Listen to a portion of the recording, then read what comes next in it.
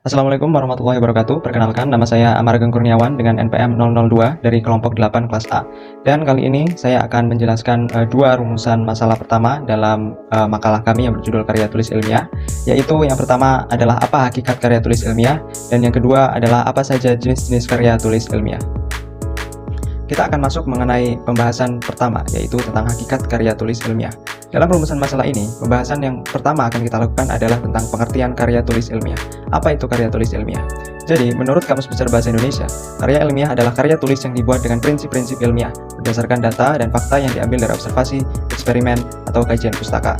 Secara umum, karya tulis ilmiah adalah suatu karangan atau tulisan, berdasarkan penelitian yang ditulis menggunakan pendekatan metode ilmiah secara sistematis, faktual, dan disajikan dengan menggunakan penulisan yang baku dan terstruktur. Pembahasan kedua dalam rumusan masalah ini adalah tentang ciri-ciri karya tulis ilmiah. Menurut Abdul Rahman Rohim pada tahun 2020, ciri-ciri karya tulis ilmiah adalah sebagai berikut. Yang pertama yaitu reproduktif. Reproduktif artinya suatu karya tulis ilmiah yang ditulis harus dimaknai oleh pembaca sesuai makna yang ingin disampaikan oleh penulis. Yang kedua adalah tidak ambigu.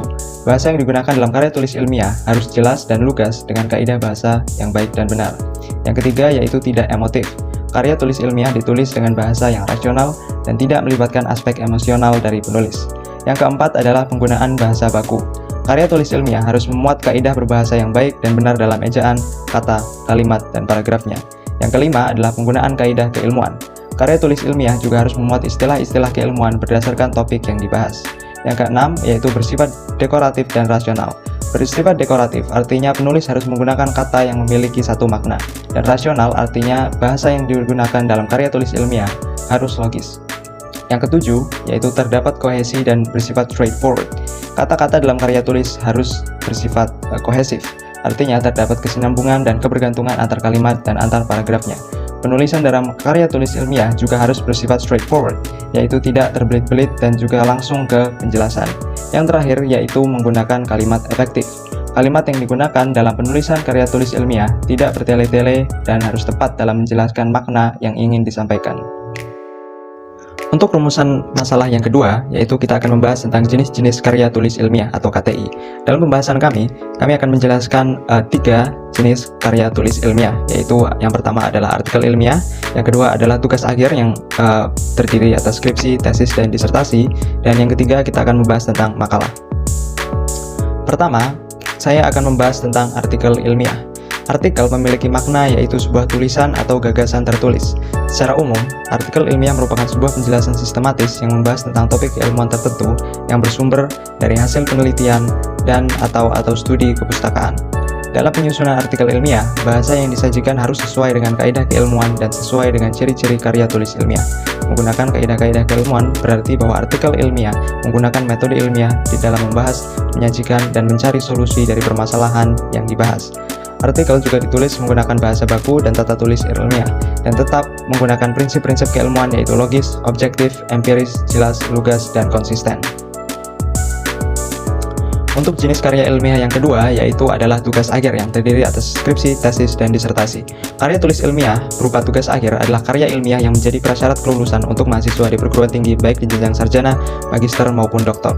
Untuk memperoleh gelar sarjana, mahasiswa harus menyelesaikan skripsi. Untuk memperoleh gelar magister, mahasiswa harus menyelesaikan tesis, dan untuk memperoleh gelar doktor, mahasiswa harus menyelesaikan disertasi. Semakin tinggi jenjang yang diambil, maka bobot ilmiah dalam pengerjaan tugas akhir akan semakin tinggi dan kompleks secara kaidah keilmuan. Pengerjaan tugas akhir harus berdasarkan data dan fakta yang bersifat empiris objektif. Data tersebut dikumpulkan melalui observasi lapangan, penelitian secara langsung, ataupun penelitian di laboratorium, dan studi kepustakaan. Hasil yang diharapkan dari tugas akhir adalah sebuah sumbangan keilmuan berupa penemuan baru. Kemudian, jenis-jenis karya tulis ilmiah yang terakhir adalah berupa makalah. Makalah dalam tradisi akademik memiliki bobot ilmiah yang paling ringan dibandingkan karya tulis ilmiah lain. Makalah mahasiswa biasanya ditujukan untuk memenuhi tugas-tugas perkuliahan. Karena itu, aturan penulisan makalah mahasiswa tidak terlalu ketat seperti penulisan karya tulis ilmiah lain.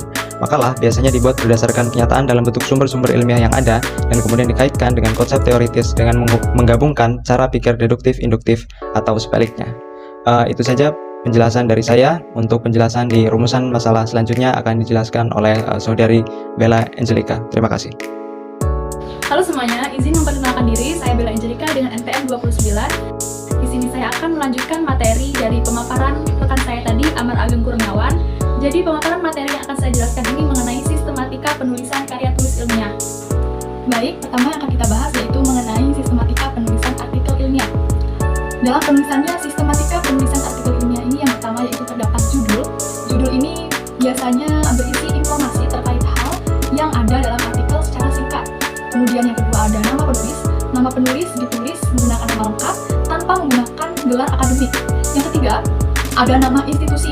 Nama institusi ini adalah nama universitas atau institut tempat penelitian penulis dalam menulis dan juga mempublikasikan penelitiannya. Selanjutnya ada abstrak. Abstrak ini berisi mengenai penjelasan singkat terkait hal-hal yang ada di dalam artikel ilmiah. Hal tersebut biasanya meliputi masalah, tujuan penelitian, metode atau prosedur, dan juga ringkasan hasil. Selanjutnya ada kata kunci. Kata kunci ini berisi beberapa kata yang mencerminkan pembahasan dalam artikel. Selanjutnya ada pendahuluan. Pendahuluan ini menyajikan pembahasan berupa landasan teoritis atau historis yang akan mengarah kepada rumusan masalah, rencana pemecahannya, serta tujuan dan juga manfaat penelitian. Selanjutnya ada metode penelitian. Metode penelitian ini adalah metodologi yang dilakukan dalam penelitian tersebut dan bagaimana penelitian tersebut dilakukan.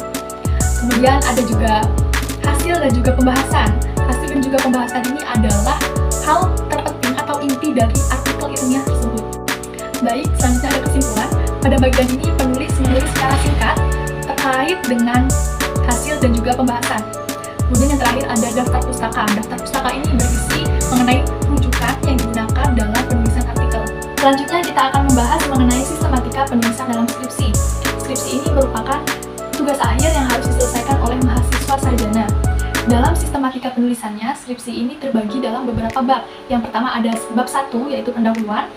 Bab 1 pendahuluan ini berisi mengenai yang pertama ada latar belakang masalah, yang kedua ada identifikasi masalah, yang ketiga ada pembatasan masalah dan rumusan masalah, keempat ada tujuan penelitian, dan selanjutnya ada manfaat penelitian, dan yang terakhir yaitu ada sistematika penulisan.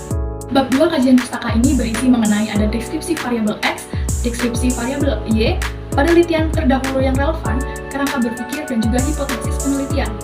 Kemudian di bab ketiga, metode penelitian, terdapat pendekatan dan metode penelitian, kemudian tempat dan waktu penelitian, kemudian populasi dan sampel, kemudian ada teknik pengumpulan data, kemudian ada instrumen penelitian, teknik analisis data, dan juga hipotesis statistik. Selanjutnya bab keempat, hasil dan juga pembahasan. Yang pertama yaitu ada hasil penelitian dan yang kedua ada pembahasan. Kemudian bab terakhir dalam penulisan skripsi yaitu ada bab kelima yaitu kesimpulan dan juga saran yang berisi kesimpulan dan juga saran. Selanjutnya yang akan kita bahas yaitu mengenai sistematika penulisan dalam makalah. Dalam sistematika penulisannya, makalah ini merupakan karya tulis ilmiah yang lebih sederhana dibandingkan dengan artikel dan juga skripsi. Tetapi terdapat beberapa hal yang harus diperhatikan juga dalam penulisan makalah. Yang pertama itu ada kata pengantar, ada daftar isi, ada bab 1 pendahuluan yang berisi latar belakang, rumusan masalah, dan juga tujuan penelitian. Kemudian bab kedua yaitu berisi isi dan juga pembahasan mengenai hasil-hasil dari penelitian yang sudah diteliti tadi. Kemudian bab ketiga ada penutup yang berisi kesimpulan dan juga saran. Yang terakhir yaitu ada daftar pustaka. Baiklah, itu tadi penjelasan yang dapat saya sampaikan mengenai sistematika penulisan dalam karya tulis ilmiah.